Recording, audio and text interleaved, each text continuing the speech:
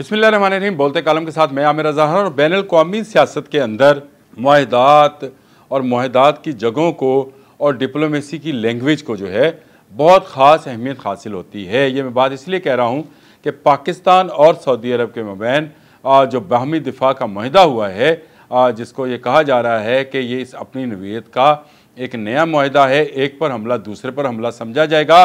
इस मुआहदे के तहत पाकिस्तान और सऊदी अरब एक हुए हैं। ये मुआहदा कहाँ पे हुआ, ये बहुत अहम पॉइंट था जिस पर किसी की नज़र नहीं है।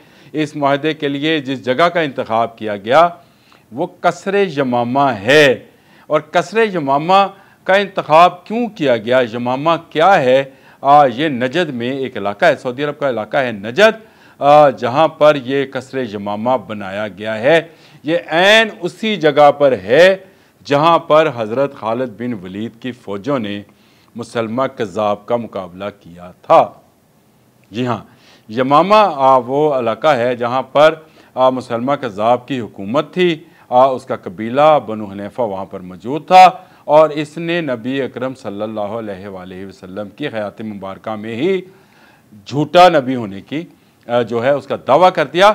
और इसकी जुर्रत चेक कीजिए, इसने एक ख़त लिखा नबी अकरम सल्लल्लाहु अलैहि वसल्लम को, जिसमें ये लिखा कि मोहम्मद रसूलुल्लाह आधी ज़मीन आपकी आधी मेरी, यानी हम बांट लेते हैं, आधी आप ले लें अरब की ज़मीन और आधी मैं ले लेता हूँ। अब ये देखें, नबी अकरम सल्लल्लाहु अलैहि वसल्लम ने आज से 1400 साल पहले इसको क्या जवाब लिखा? इसको जवाब लिखा कि ज़मीन अल्लाह की है और ये मुत्तकियों के लिए है। जी हाँ, ज़मीन अल्लाह की है, इस पर किसी की हाकिमियत नहीं है माँ सिवाय हमारे सोने अल्लाह के। और इस पर अगर कोई हक जताता है तो वो मारा जाएगा। 11 हिजरी में एक जंग होती है, हज़रत अबू बकर सिद्दीक़ पहले जो खलीफा थे उनके ज़माने में ये जंग का आगाज़ होता है। हज़रत खालिद बिन वलीद को भेजा जाता है कि जाएं और इस कज़्ज़ाब का ख़ात्मा करें। मुसलमानों की फ़ौज को बहुत कम थी और यमामा में 40,000 मुसलमान कज़्ज़ाब के लोग जो थे मुसल्लह हथियार बंद थे और वो जो है मुकाबला करने आए मुसलमानों का।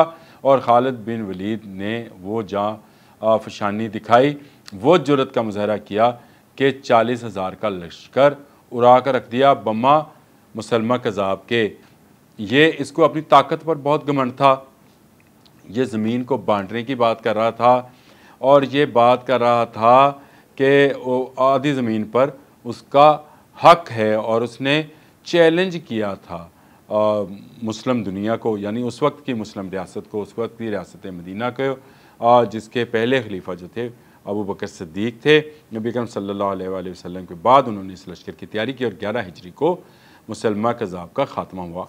आज उसकी ज़रूरत क्यों है और कसरे यमामा का इंतखाब क्यों किया गया, ये वो सवाल है जो आपके जहन में भी आया और मेरे जहन में भी आया। तो इसकी वजह यह है कि इस वक्त का कज़्ज़ाब जो है वो नेतन्याहू है, जिसने एक झूठा नक्शा बना रखा है ग्रेटर इसराइल के नाम पर। और इस ग्रेटर इसराइल के नाम पर बनाए जाने वाले नक्शे के मुताबिक वो सऊदी अरब तक पहुंचना चाहता है। उसमें तुर्की के भी कुछ इलाके शामिल हैं, मिस्र के भी कुछ इलाके शामिल हैं और पूरा गल्फ़ शामिल है। यानी वही मुसलमान कज़्ज़ाब वाला मामला कि आधी ज़मीन आप रख लें, आधी ज़मीन मुझे दे दें, आधी से भी ज़्यादा, बल्कि वो तो लेना चाह रहा है, पूरे का पूरा गल्फ़ लेना चाह रहा है। चले मुस्लिम दुनिया की आधी ज़मीन ही समझे इसको। तो एक और मुसलमान कज़्ज़ाब का इस वक्त सामना है और एक और इस्लामी फ़ौज गो के छोटी है लेकिन अपनी सफ़ बंदी में मसरूफ़ है। और यही सफ़ बंदी कसरे यमामा में ले आई शहज़ादा मोहम्मद बिन सलमान को और हमारे सिपहसालार सैयद आसिम मुनीर और वज़ीर आज़म शहबाज शरीफ को, जिन्होंने वो मुआहदा कर लिया जिसकी नज़ीर इससे पहले गल्फ़ में या सऊदी अरब में नहीं मिलती थी। और ये मुआहदा है एक पर हमला दूसरे पर हमला तस्वर होगा। यानी अगर इंडिया पाकिस्तान पर हमला करेगा तो सऊदी अरब पाकिस्तान की साइड बाय साइड खड़ा होगा। उसके जितनी भी उसके पास असला है, गो के वो अमेरिकन है, इसराइल पर तो नहीं चला सकते, इंडिया पर तो चल सकता है ना जी। सोचने वाली बात है, ये चल सकता है कि नहीं चल सकता। और एक नया पॉइंट ऑफ फायर जो है वो पाकिस्तान को मिलने जा रहा है। और यहाँ से पाकिस्तान बहरा अरब के किनारे पर वाक़ है।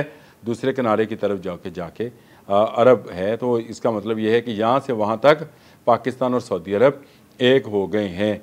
दोबारा से एक मुसलमान कज़ाब नेतन्याहू के नाम से इस वक्त ललकार रहा है और फनकार रहा है, और उसने वो कह रहा है कि तमाम मुस्लिम दुनिया जो है वो इस एक इसराइल से डर कर बैठ जाए। लेकिन उसको अंदाज़ा नहीं है कि मुस्लिम फ़ौजें जब उठती हैं तादाद नहीं देखा करती। फ़ज़ाए बद्र पैदा कर फ़रिश्ते तेरी नुसरत को उतर आएंगे कतार अंदर कतार अब भी। तो गर वो फ़रिश्ते वो जो कतार अंदर कतार आने हैं वो हमें नज़र आना शुरू हो गए हैं, इकट्ठा होना शुरू हो गए हैं, और ये इस्लामी दुनिया के लिए खुशखबरी है।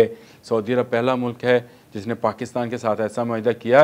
अब आप देखिएगा तस्बीह के दानों की तरह बाकी ममालिक भी जो हैं यही तस्बीह पढ़ते हुए कि हम एक हैं, पाकिस्तान के से इर्द गिर्द इकट्ठे हो जाएंगे। और तस्बीह में जैसे कि इमाम होता है और उसके पीछे 33 दाने होते हैं, ये 33 गल्फ़ के दाने जो हैं ये इस एक इमाम के पीछे खड़े होंगे। और इनका खड़ा होना जो है वो चाहे फिर इसराइल है, चाहे अमेरिका है जो कि अपने आप को दुनियावी सुपर पावर समझता है, अल्लाह ताला इनका गरूर खाक में मिलाएगा।